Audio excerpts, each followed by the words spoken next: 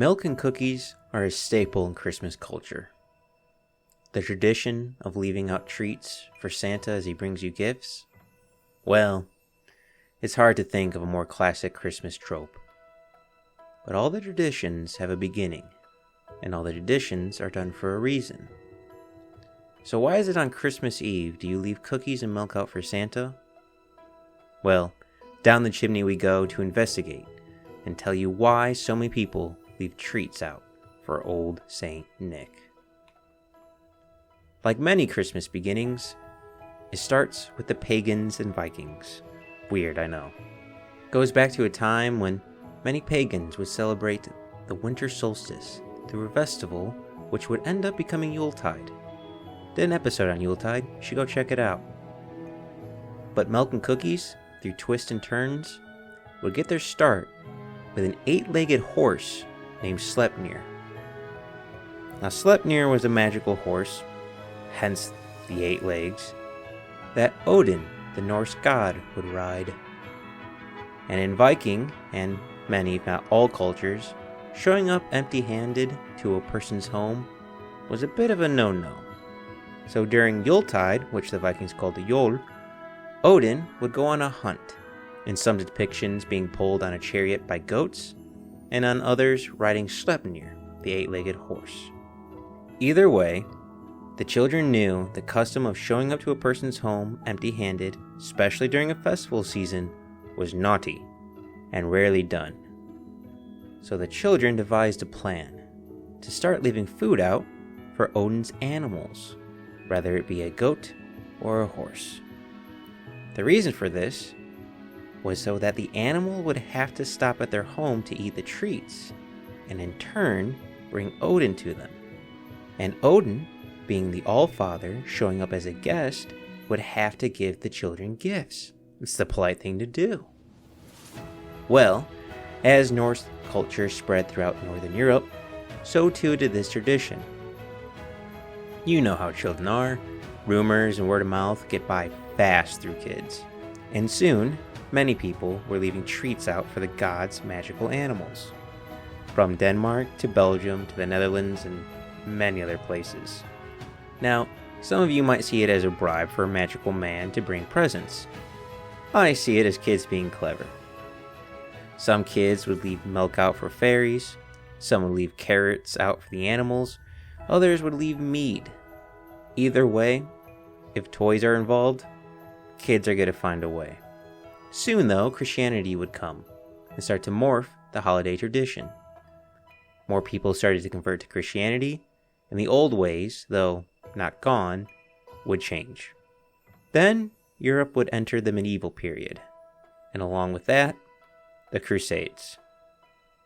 At the same time the Crusades were happening, biscuit treats were starting to, if not already, be popular throughout Europe. And once the European Crusaders went to the Middle East and set up spice supply lines, spices like cinnamon and ginger, European biscuits became all the rave. And the biscuits themselves would depend on the kingdom that was eating them. Each kingdom had their own favorite, but gingerbread was huge throughout most of Europe. I also think it's important to note, biscuits in the European sense is another word for cookie. So when I say biscuit, think hard cookie, not the biscuit and gravy. But anyhow, spices were expensive, even with the new supply line. So these biscuits, which were basically a form of a cookie, were only for the well-off or special occasions. Till the monks got involved. The monks, specifically Northern Europe, they decided to make biscuits/cookies for people during Jesus' birthday during Yuletide. And then these monks would share them with friends and neighbors as a gesture of gratitude and one of Christian hospitality. And at the same time this is happening, Germans were putting wafers in their Christmas trees. You see, the pagans in Northern Europe, specifically Germanic tribes, would bring in evergreens into their homes, which, as they converted to Christianity, would keep the tradition alive and just change the reasoning. In early spreading of Christianity, monks would find similarities between faiths and help convert people to Christianity. One being the evergreen in the home, which would eventually lead to the Christmas tree. But that's a story for another time. Either way, the monks, as they started to convert the Germans to Christians, the Germans would in turn convert the traditions to fit Christianity. The tree in the home started to represent the paradise tree, the tree in the Garden of Eden. The Germans started to put wafers in the tree, both as a treat and to represent the skin of Christ, which is a sign of redemption. But as cookies became more popular, the wafers soon got replaced with apples and cookies. Oh yeah, your Christmas ornaments? It comes from people putting fruit, specifically apples and oranges, in the tree. Different story. Anyhow, most people prefer to eat cookies over wafers, no surprise there. So now cookies were all across Europe, and heavily made and eaten specifically during Christmas time. But still doesn't explain why people are giving up cookies to Santa. That would come from a perfect storm and the stars aligning. Different cultures had different traditions for Christmas and different stories. But one story, which was common throughout during this period of winter solstice / Christmas time, was that a mythical being would come and give you gifts if you put out treats. It could stem from the story of Saint Nick, who was a real person who gave gifts to people, and specifically children, and in return, the children put out treats for that old Saint Nick. Or that all of humanity's myths in Europe share some base of give and you shall receive. Either way, all across Europe, people started to leave treats out for presents and to say thank you. The treats would still vary depending on country. It wasn't straight to cookies. In Britain, sherry and mince pies were common. France, wine. Ireland, Guinness. But the milk and cookies that we all think of for classic Christmas tropes, well, that'll take a melting pot of cultures between the Dutch and the Americans. As many people migrated to the New World, and eventually a new nation, America, they brought their culture and traditions with them. One being koekje, which is a Dutch cookie. After some time, that word would be changed in America to the word we know it today, cookie. And because of the Dutch immigrants, that is why we say cookies instead of biscuits like the British do. I feel like there's a joke there somewhere, just not sure where. Well, anyhow, when the Dutch came over to America, they brought their cookies and their cookie making tools like cookie cutters, which took off in a whirlwind of popularity throughout America. Different shapes started to form, and with cookies still being a gift item that were made more during the holiday season, the cookie cutters started to form into Christmas-like items, like trees and candy canes. And while all this is happening, all the European immigrants, the Dutch included, kept the tradition of leaving treats out for old Saint Nick alive.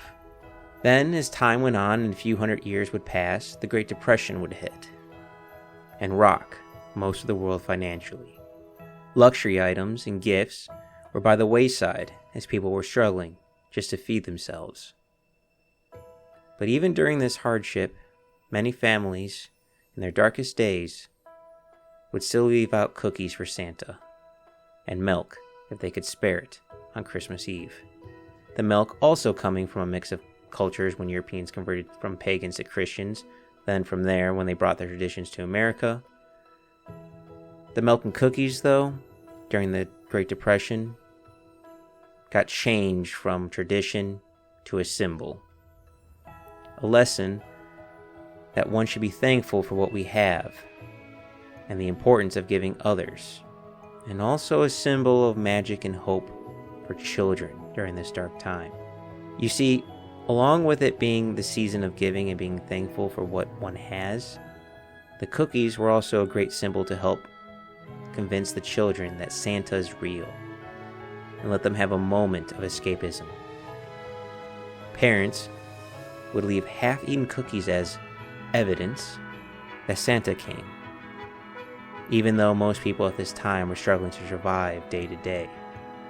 But leaving cookie crumbs, it allowed the parents to give themselves a treat, and more importantly, allowed the parents to give their kid a moment to believe in magic, to believe in Santa. Which, I'll be honest, when investigating down the rabbit hole of why we leave cookies and milk out for Santa, wasn't expecting to go down such a powerful symbolic way. But the world recovered, and people made it through the Great Depression. And the tradition of momentary escapism during Christmas, it stayed. People kept putting out treats for Santa. A tradition that has morphed over the centuries, if not thousands of years. But even though the why or how it's done of leaving a treat out for a mythical creature has changed, I imagine the feeling of hope and joy associated with it hasn't changed, no matter how many years it has been around. So to all those listening, enjoy the small things. Be thankful for those around you, and if you have the means, give some cookies to people. It will not only brighten their day, but yours as well. But that is the story of why we leave cookies out for Santa. For presents, for tradition, and for hope. And with that being said, happiness and joy to you all, and thank you all for listening.